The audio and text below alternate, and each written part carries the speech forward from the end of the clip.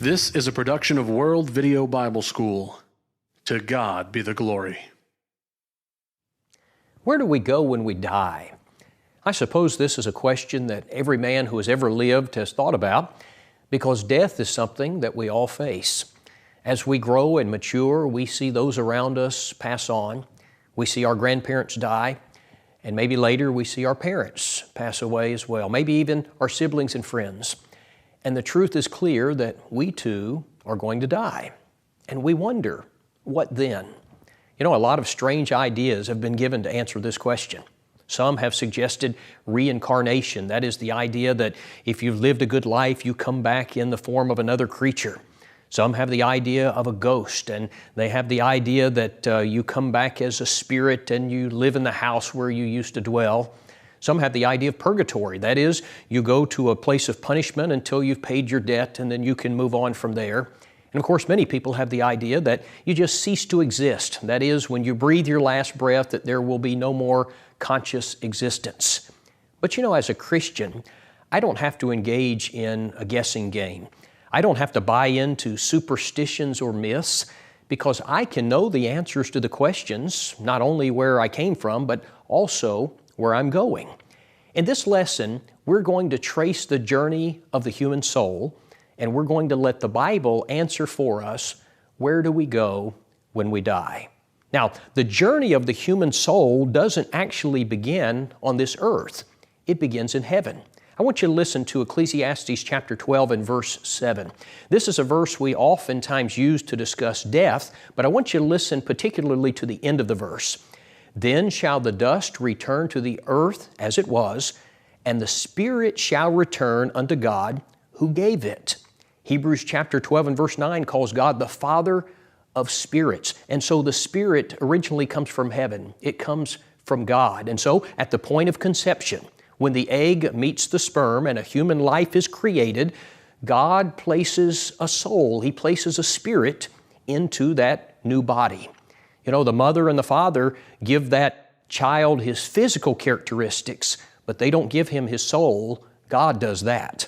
Genesis chapter 1 and verse 26, God said, let us, that is the Godhead, let us make man in our image, after our likeness. Now, what does that mean to be made in the image of God?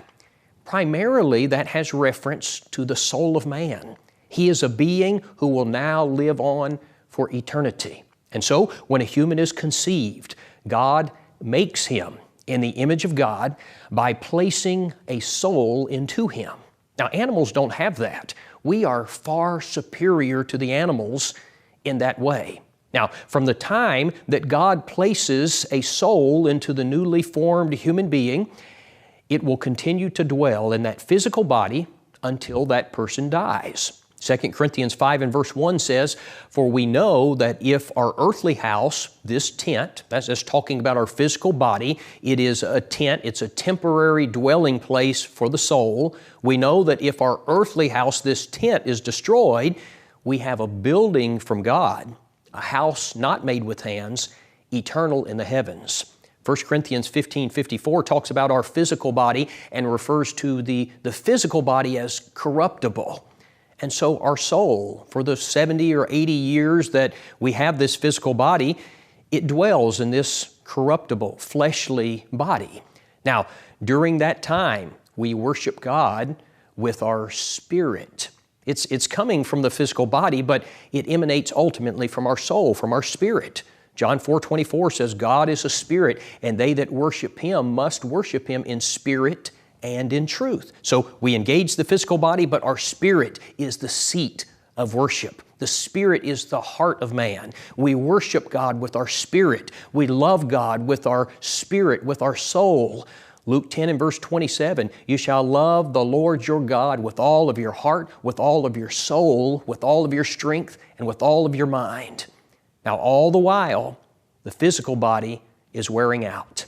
Solomon describes this process in Ecclesiastes chapter 12. He says, remember now your Creator in the days of your youth, before the difficult days come. That is, when you begin to get old, the physical body gets old. He says life becomes harder in many ways. He says, and the years draw near when you say, I have no pleasure in them. Many people, when they get near the end, They're just ready to go and be with the Lord because physically life gets very hard for them. He says, while the sun and the light and the moon and the stars are not darkened. That is, your eyesight begins to fail. You've got to get bifocals. And he says, and the clouds do not return after the rain. In the day when the keepers of the house begin to tremble, he's talking about the hands, they begin to shake. And the strong men bow down. That is, your legs get weak, you fall. He says, when the grinders cease because they are few, you lose your teeth. And he says, and those who look through the windows grow dim. When the doors are shut in the streets and the sound of grinding is low, when one rises up at the sound of a bird, you don't sleep well like you did when you were younger, and all the daughters of music are brought low. That is, you're losing your hearing. Also, they are afraid of height and of terrors in the way. When the almond tree blossoms, your hair turns gray. He says the grasshopper, this very small creature, is a burden. Desire fails. Your desire changes as you get older. He says, for a man goes to his eternal home, and the mourners go about the streets. He says, remember your Creator before the silver cord is loosed, or the golden bowl is broken, or the pitcher is shattered at the fountain, or the wheel broken at the well. That is, you're going to die. Now listen, he says, then the dust will return to the earth as it was. That is, the corruptible body is going to die, it's going to decay, it's going to return to the ground and the elements. Now listen, and the spirit will return to God who gave it. What happens then? What happens when I die? For 75 years or 80 years, however long my soul dwells in this physical body, what happens when the physical body dies? Psalm 90 and verse 10 says, the days of our lives are 70 years, and if by reason of strength they are 80 years, yet their boast is only labor and sorrow, for it is soon cut off. Now listen, and we fly away. We fly away. Isn't that fascinating language? Genesis 35:18 describes the death of Rachel, and it uses this language, and it came to pass as her soul was departing. James 2:26 says, the body without the spirit is dead. The body without the spirit. That's very fascinating. And so when I die, my soul leaves this old corruptible body. But where does it go? You know, on the day of resurrection, we know that we're going to get a new body. We're going to get an incorruptible body. But what about in the meantime? I want you to listen to this description in 2 Corinthians chapter 5 and verse 1. For we know that if our earthly house, this tent, the corruptible body, is destroyed, we have a building from God, a house not made with hands, eternal in the heavens. Right now, we have a tent, we have a temporary body, but we're going to get a building, a lasting body, an eternal body. Verse 4, for we who are in this tent groan, being burdened, not because we want to be unclothed, but further clothed, that mortality may be swallowed up by life. Now, there's some very interesting language here because he speaks about being in this body as being clothed in a tent. And then he speaks about being in the resurrected body as being in a building eternal in the heavens. But then he also speaks about being unclothed. What is it? What's he referring to? When is that going to occur? Well, it's when we die and the soul leaves the physical corruptible body. You see, there will be a period when the spirit or the soul will not have a body. It will be unclothed, if you will. Well, when I die and my spirit leaves my body, where does it go? Now, that's going to take us to the next part of this journey. The entire second section of this chart comprises what is known as Hades. This is the Hadean realm.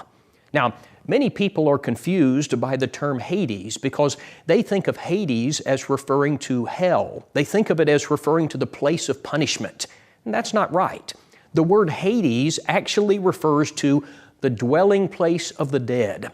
It's kind of a holding area for disembodied spirits. The good who die go to Hades. The bad who die go to Hades. And I think part of the reason why we're confused about this is because the King James Version translates the Greek word for Hades as hell, and that confuses us. In the original language, there are two different words. There are different words. There's one word for Hades and one word for Gehenna.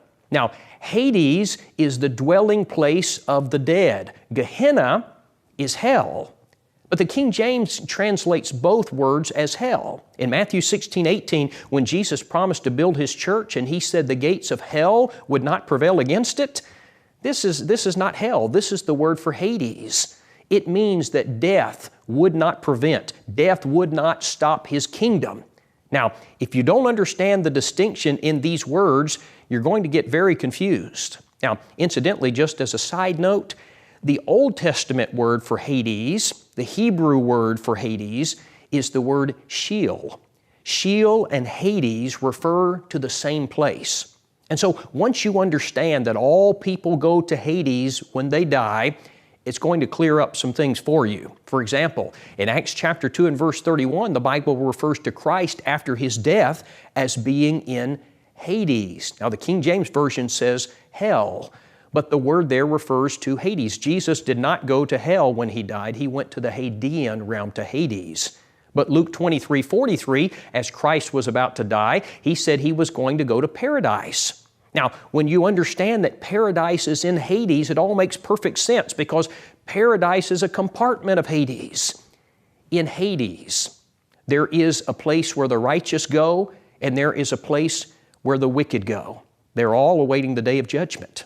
Now, the best description that we have in the Bible of Hades is in Luke chapter 16. It describes both compartments. Now, I want us to read it together. Let's look at it together and then we'll discuss it. Luke chapter 16, beginning in verse 19. The Bible says, "There was a certain rich man who was clothed in purple and fine linen and fared sumptuously every day. But there was a certain beggar named Lazarus, full of sores, who was laid at his gate, desiring to be fed with the crumbs which fell from the rich man's table. Moreover, the dogs came and licked his sores. So it was that the beggar died and was carried by the angels to Abraham's bosom. The rich man also died and was buried, and being in torments in Hades." Now the King James uses the word hell. It says that he was in hell, but that's not right. The New King James correctly says that he was in Hades. Being in Hades, he lifted up his eyes and he saw Abraham afar off and Lazarus in his bosom. And then he cried, "Father Abraham, have mercy on me, and send Lazarus that he may dip the tip of his finger in water and cool my tongue, for I am tormented in this flame."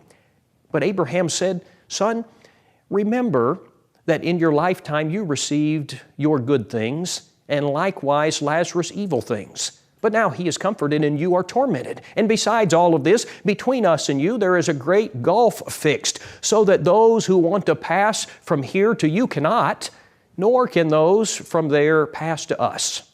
Now, I want us first to look at this place where Lazarus was taken.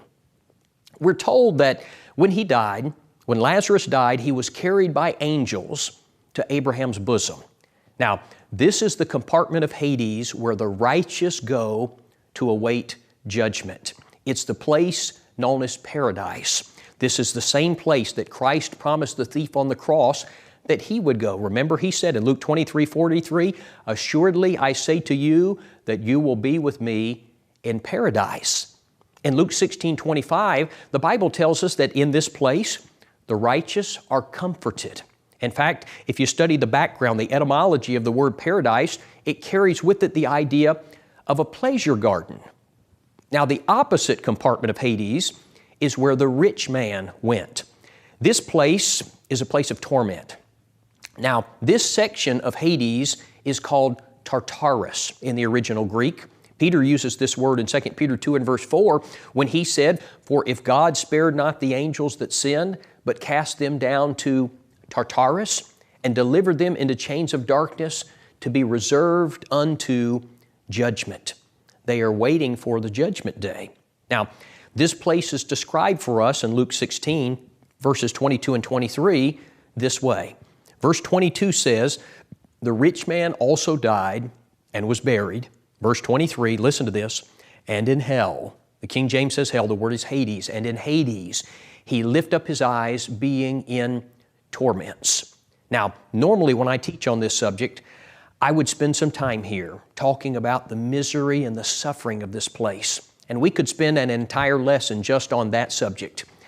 But for now, let's briefly observe that this rich man in torment is burning in fire. He is crying out for mercy. He's begging for mercy.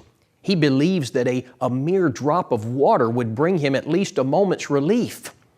And I want you to appreciate with me that every person from the beginning of this world until now, every person who has died lost in the eyes of God is in this place. Many of them have been there for thousands of years, many just for minutes, some for seconds. But they're there and they're suffering.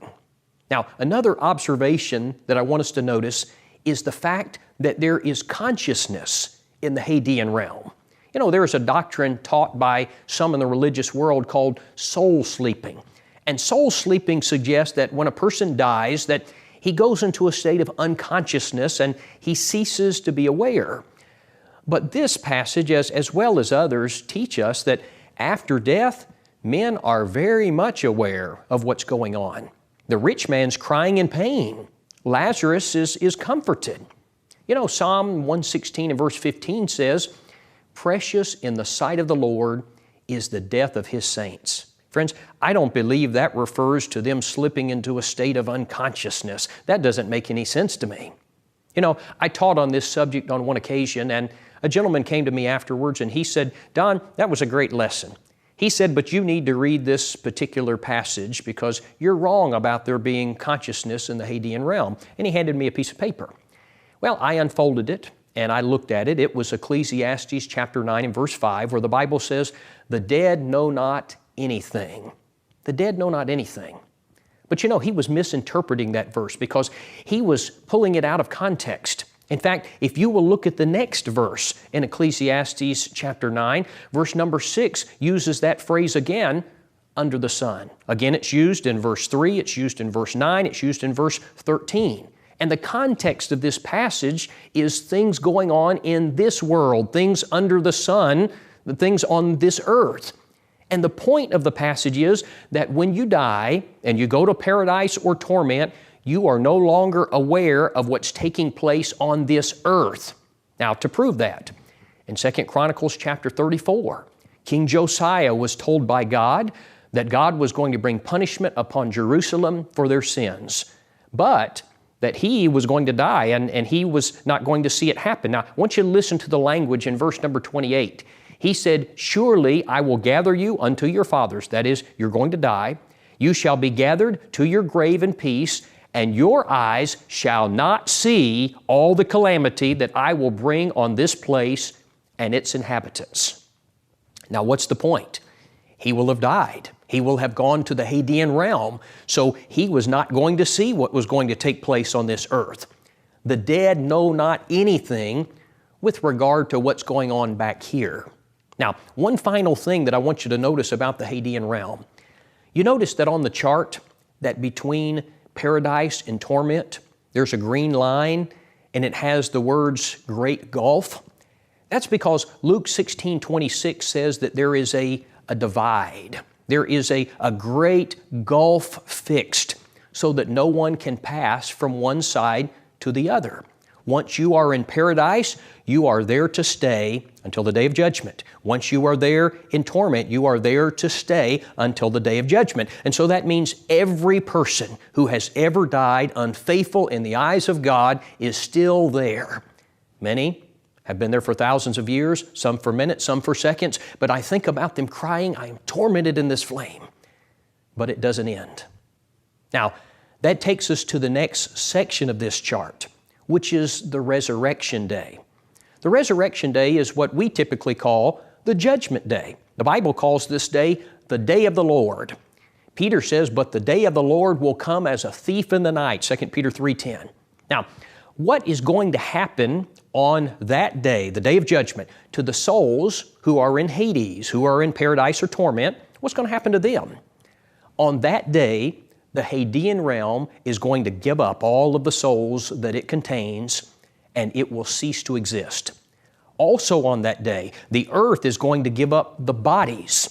John 5:28 and 29, Jesus said, "For the hour is coming in which all that are in the graves will hear His voice and will come forth, those that have done good to the resurrection of life, those that have done evil to the resurrection of condemnation or damnation.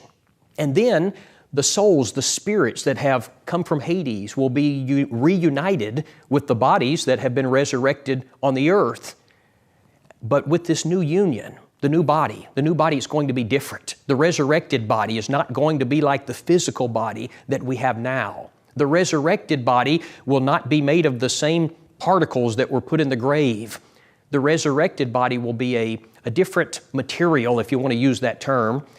You know, sometimes people will express concern about having their bodies cremated because they think that's going to pose a problem at the resurrection. But the resurrected body is not going to be made up of the same elements that we have on this earth. How do I know that? 1 Corinthians 15:50 says, flesh and blood cannot inherit the kingdom of God. The resurrected body will not be a flesh and blood body. Listen to this from verse 44 of 1 Corinthians 15. The body, that is the physical body, is sown in corruption. It, the resurrected body, is raised in incorruption. It is sown in dishonor. It is raised in glory. It is sown in weakness. It is raised in power. It is sown a natural body. It is raised a spiritual body. There is a natural body. There is a spiritual body. Now, let's break this down, what we've just read. It says the resurrected body will be incorruptible. You see, our current bodies they're subject to death. They get old, they wear out, but the new body, it won't wear out. Secondly, the resurrected body will be a glorious body. Our present bodies have many things associated with them that are not glorious. They're low and vile. The new body will be a thing of beauty and joy and purity. Thirdly, the resurrected body, he says, will be raised in power. You know, our present bodies get tired. They're inherently weak. The resurrected body will have unfailing vigor. It will be capable of unwearying activity. The resurrected body will be a spiritual one. You know, our present bodies are natural, he says. The resurrected body will be designed for spirit life as opposed to physical, fleshly life. So the day of judgment is going to be a resurrection day. It's the day that Hades will be destroyed. It's the day that we will get our resurrected, new, incorruptible, spiritual bodies. Now, with that in mind, listen to 1 Corinthians 15, 54 and 55. So when this corruptible has put on incorruption, and this mortal has put on immortality, then shall be brought to pass the saying that is written, death is swallowed up in victory. O death, where is your sting? O Hades, where is your victory? Death and Hades will be overcome on that day. In other words, the physical grave and the temporary abode of the dead, the Hadean realm, will both come to an end on the day of judgment. You say, well, what about those of us who are still living when the judgment day comes? 1 Corinthians 15:52 says, in a moment, in the twinkling of an eye, at the last trump, the dead shall be raised incorruptible, and we shall be changed. And so the living also will be changed into an incorruptible body. And then we'll be gathered before the throne of God. After both the good and the bad have received a resurrected body, we will stand before the throne of Christ, and we will be judged. Matthew 25 and verse 32 says, and the nations will be gathered before Him, and He shall separate them one from another, as a shepherd divides his sheep from the goats. And all humanity, friends, all humanity will be there. On that day, the rich man and Lazarus will stand before God to receive their eternal judgment. Abraham, Isaac, and Jacob will be there. Ahab, Jezebel, and Judas will be there. Romans 14:12 says, so then every one of us shall give an account of himself to God. 2 Corinthians 5:10 says, for we must all appear before the judgment seat of Christ, that every one may receive the things done in his body according to that which he hath done, whether it be good or bad. You know, sometimes people will ask, well, what is the point of the judgment? If people have already been in paradise or torment, it seems like they've kind of already been judged. But you see, the judgment day is not a day in which God has to make a judgment call. It's not like God has to weigh the facts and the figures and figure out who is saved and who is lost. He knows that at the very moment that you die. In fact, He knows before you die where you will be eternally. Judgment Day isn't a trial like we might think of. In fact, you might call it the pronouncement of Judgment Day. It's the sentencing day. It's the day that God states the reasons why you were lost or saved. And then He pronounces your eternal sentence or reward. Now somebody says, but you know what, it seems rather unnecessary. Since the righteous and the wicked already know where they will spend their eternities, it seems unnecessary. Friends, let me suggest to you that the Judgment Day is necessary for several reasons. Number one, those who are still living, they haven't been assigned punishment or bliss, and so it's necessary for them. Number two, righteousness must be displayed. Now listen to me. The last time that the world saw Christ, He was dying as a criminal. Remember, He was only seen by His followers after His resurrection. But on the day of judgment, every eye will see Him as the righteous judge. Number three, the judgment day is necessary because it will be a day of exposure. The reasons why a man is lost will be stated. The reasons why a man is saved will be heralded. Number four, it is the day when death is finally defeated.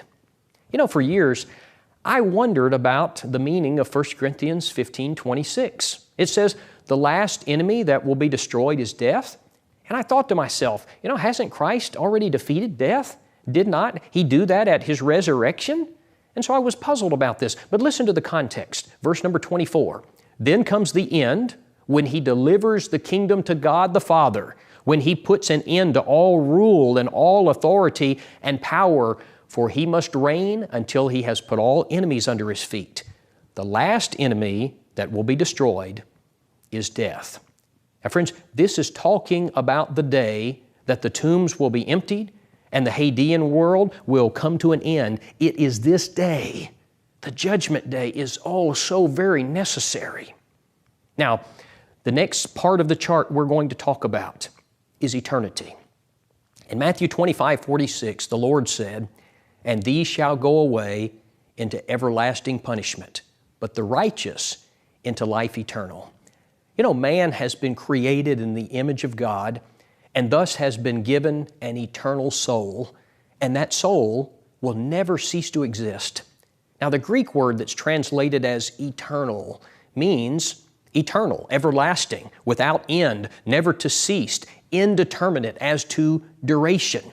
Now, you'll see in the chart there are two alternatives as to where we will spend eternity. One is a place of eternal bliss. That's the destination of the faithful. It's heaven. And to them the King will say on the day of judgment, "Come, you blessed of my Father, inherit the kingdom prepared for you from the foundation of the world." Matthew 25:46, He calls this place life eternal. Now, the other destination is a place of eternal torment. It's hell. It's described in Revelation 21:8 as the lake which burns with fire and brimstone, which is the second death. It's the place the Lord has in mind in the judgment scene in Matthew 25, where He says to the sinners, "And these shall go away into everlasting punishment." How long then is the punishment in hell going to last? Is the punishment in hell going to be temporary, or are people just going to burn up and cease to exist? No, the Bible says it's going to last eternally. It's going to be everlasting. Revelation 14:11 says, "And the smoke of their torment ascends forever and ever, and they have no rest, day or night." Friends, I can't imagine anything more terrifying than that. You know, the man who dies and goes to hell, he has tomorrow and the next day and the next year and the next 100 years and a million years from now, he will still be suffering and burning and continuing to exist. Each day that passes, he's no closer to the end. Now, you know, we're speaking rather accommodatively because there is no time in eternity. He will simply be suffering forever.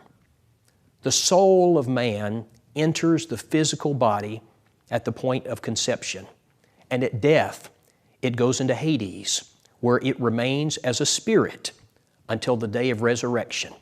On that day, It reunites with the body, the new incorruptible body, and then that soul and the new body will spend eternity in heaven or hell. Now, we've been discussing the future of our souls, but let's bring the discussion back home to where you and I live. If you go back to the beginning of the chart, you will notice that on the earth there are two categories, the saved and the lost. And everyone on earth fits into one of these two categories. You'll also notice that the saved and the lost are traveling on different pathways. Notice that for the saved, for the righteous, the pathway representing death is very narrow. Now that's because Matthew 7:14 says, "Straight is the gate and narrow is the way that leads to life, and few there be that find it." Notice also that for the lost, their pathway for death is wide. And that's because Matthew 7:13 says, "Wide is the gate and broad is the way that leads to destruction, and there are many who go in by it." And perhaps the most important thing to notice is that after death, the saved and the lost end up in different locations. And friends, where you will go when you die depends on where you are heading while you're alive. Every person alive today is on one of two paths. It is either the narrow path that leads to heaven, or it is the wide path that leads to hell. If you died today, what does eternity hold for you? If you died in the next few moments, where would you be when you opened your eyes? What would you see? Seconds from now, what would you see? Would it be angels carrying you to paradise, or would you lift up your eyes being in torment?